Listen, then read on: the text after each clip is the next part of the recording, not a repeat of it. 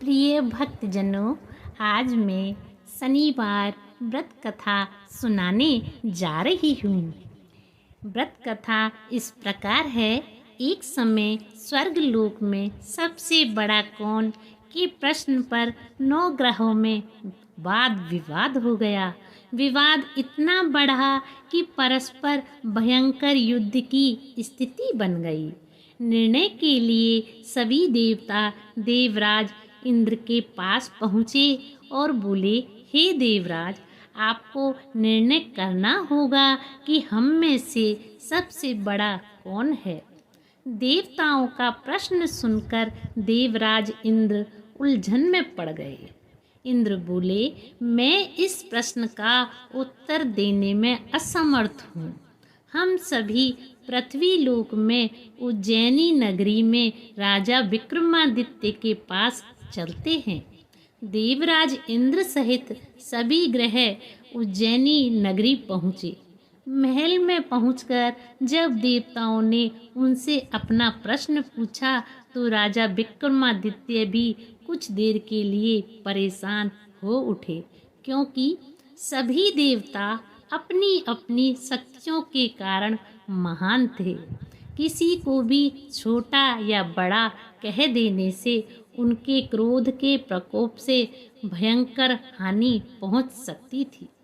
अचानक राजा विक्रमादित्य को एक उपाय सूझा और उन्होंने विभिन्न धातुओं स्वर्ण, रजत, कांसा, ताम्र, सीसा, रांगा, जस्ता, अभ्रक व लोहे के 9 आसन बनवाए। धातुओं के गुणों के अनुसार सभी आसनों पर एक दूसरे के पीछे रखवाकर उन्होंने देवताओं को अपने अपने सिंहासन पर बैठने को कहा। देवताओं के बैठने के बाद राजा विक्रमादित्य ने कहा, आपका निर्णय तो स्वयं हो गया।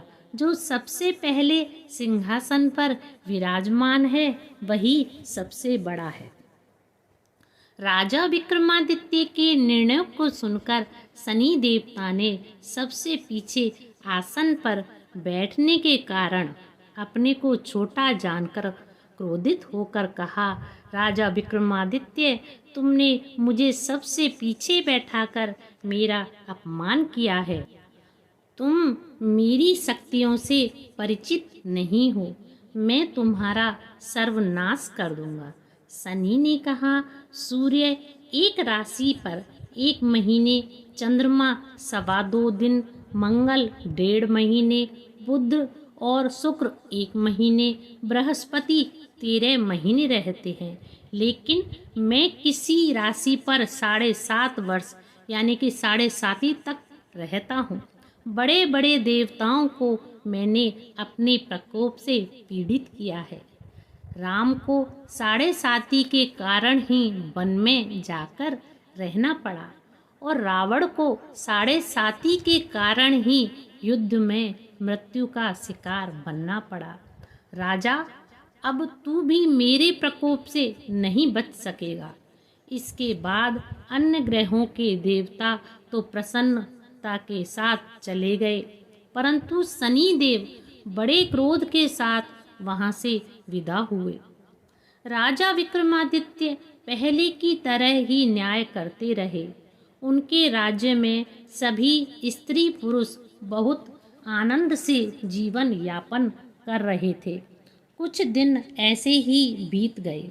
उधर शनि देवता अपने अपमान को भूले नहीं थे। विक्रमादित्य से बदला लेने के लिए एक दिन शनि देव ने घोड़े के व्यापारी का रूप धारण किया और बहुत से घोड़ों के साथ उज्जैनी नगरी पहुँचे। राजा विक्रमादित्य ने राज्य में किसी घोड़े के व्यापारी के आने का समाचार सुना तो अपने अश्वपाल को कुछ घोड़े खरीदने के लिए भेजा। घोड़े बहुत कीमती थे। अश्वपाल ने जब वापस लौटकर इस संबंध में बताया तो राजा विक्रमादित्य ने स्वयं आकर एक सुंदर व शक्तिशाली घोड़े को पसंद किया। घोड़े की चाल देखने के लिए राजा उस घोड़े पर सवार हुए तो वह घोड़ा बिजली की गति से दौड़ पड़ा। तेजी से दौड़ता घोड़ा राजा को दूर एक जंगल में ले गया और फिर राजा को वहां गिराकर जंगल में कहीं गायब हो गया। राजा अपने नगर को लौटने के लिए जंगल में भटकने लगा, लेकिन उन्हें लौटने का कोई रास्ता नहीं मिला।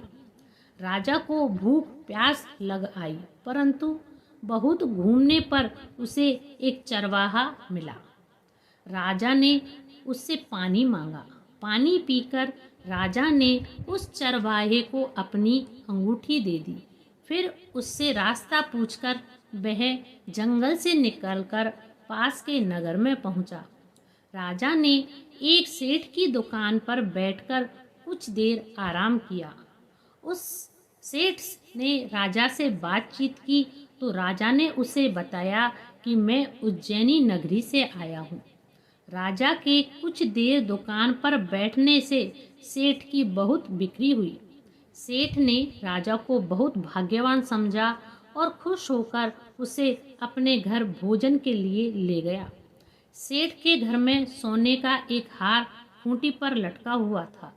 राजा को उस कमरे में छोड़कर सेठ कुछ देर के लिए बाहर गया। तभी एक आश्चर्यजनक घटना घटी। राजा के देखते देखते सोने के उस हार को खूंटी निगल गई। सेठ ने कमरे में लौटकर हार को गायब देखा तो चोरी का संदेह राजा पर ही किया, क्योंकि उस कमरे में राजा ही अकेला बैठा था। सेठ ने अपने नौकरों से कहा कि इस परदेसी को रस्सियों से बांधकर नगर के राजा के पास ले चलो। राजा विक्रमादित्य ने हार के बारे में पूछा तो उसने बताया कि उसके देखते ही देखते खूंटी ने हार को निगल लिया था। इस पर राजा ने क्रोधित होकर चोरी करने के अपराध में विक्रमादित्य के हाथ पांव काटने का आदेश दे दिया। राजा विक्रमादित्य के हाथ पांव काटकर उसे नगर की सड़क पर छोड़ दिया गया। कुछ दिन बाद एक तेली उसे उठाकर अपने घर ले आया और उसे अपने कोल्हू पर बैठा दिया। राजा आवाज देकर बैलों को हाँकता रहता। इस तरह तेली का बैल चलता रहा और राजा को भोजन मिलता रहा। शनि के प्रकोप की 7.5 पूरी होने पर वर्षा ऋतु प्रारंभ हुई। राजा विक्रमादित्य एक रात मेघ मल्हार गा रहा था।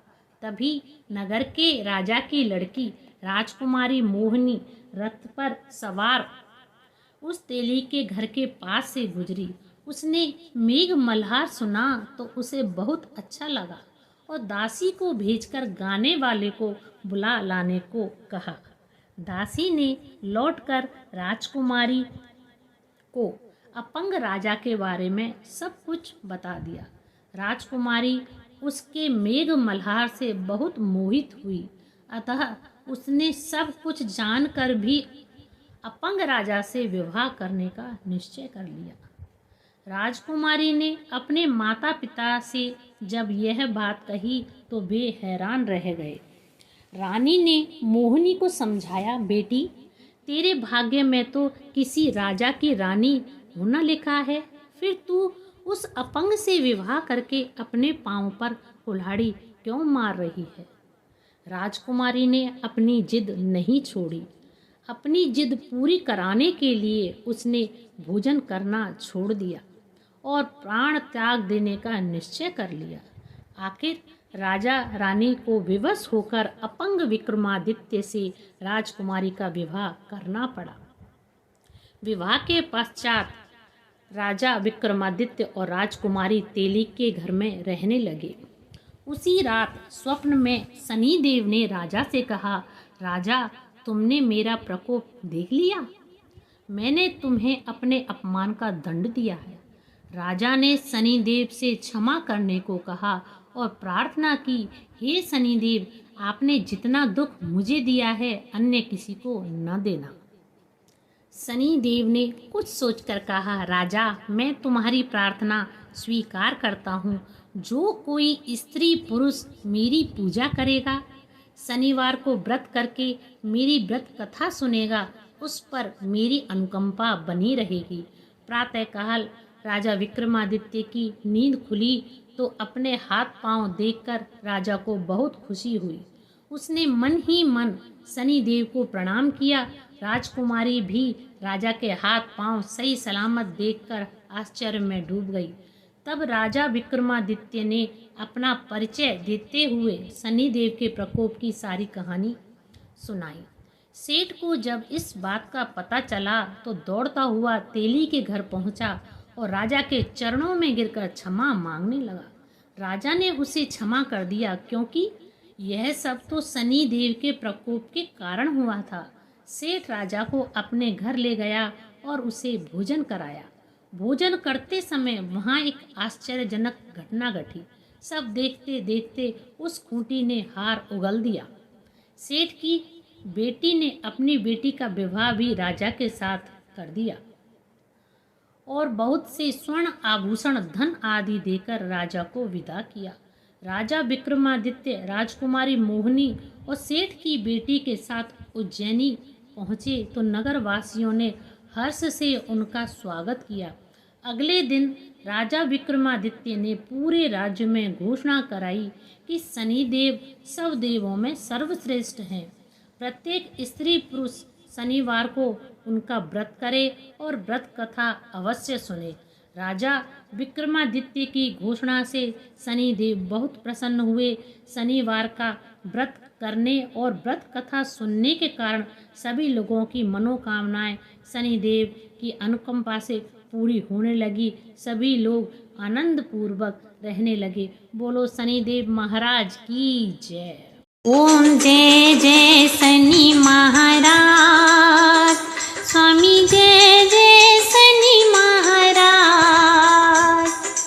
कृपा करो हम दीन रंग पर, दुख हरियो प्रभुआर। ओम जय जय शनि महाराज। सूरज की तुम बालक होकर जग में बड़े बलवान, स्वामी जग में बड़े बलवान। सब देवताओं में तुम्हारा, सब देवताओं में तुम्हारा प्रथम मान है यार। ओम जय जय शनि महाराज। विक्रम राज को हुआ घमंड फिर अपने श्रेष्ठन का, स्वामी अपने श्रेष्ठन का। चकनाचूर किया बुद्धि को, हिला दिया सरतार। ओम जय जय शनि महाराज। प्रभु राम और पांडव जी को भेज दिया बनवास, स्वामी भेज दिया बनवास। कृपा होए जब तुम्हारी, स्वामी बचाई उनकी लाज। ओम जय जय शनि महाराज। सुर संत राजा हरिश्चंद्र का बेच दिया परिवार, स्वामी बेच दिया परिवार। पात्र हुए जब सत परीक्षा में, देकर धन और राज। ओम जय जय शनि महाराज। गुरुनाथ को शिक्षा फांसी की, मन के गर्वन को, स्वामी मन के गर्वन को। होश में लाया सेवा कलाक में, फिरत निगाह। ओम जय जय शनि महाराज। माँ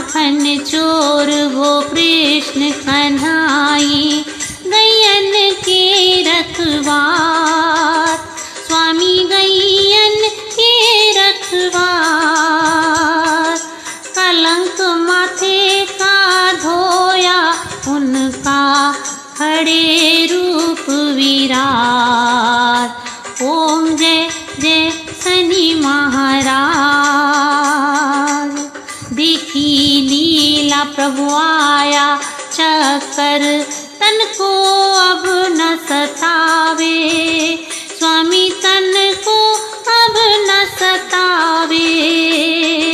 माया बंधन से कर दो हमें भवसागर ज्ञानी राज। ओम जय जय शनि महाराज। मैं हूँ दीन अनाथ अज्ञानी, भूल भई हमसे, स्वामी भूल भई हमसे। क्षमा शांति दो नारायण को, प्रणाम लो महाराज। ओम जय जय शनि महाराज। ओम जय जय शनि महाराज। स्वामी जय जय शनि महाराज। कृपा करो हम दीन रंग पर, दुखी हरियो प्रभु आ।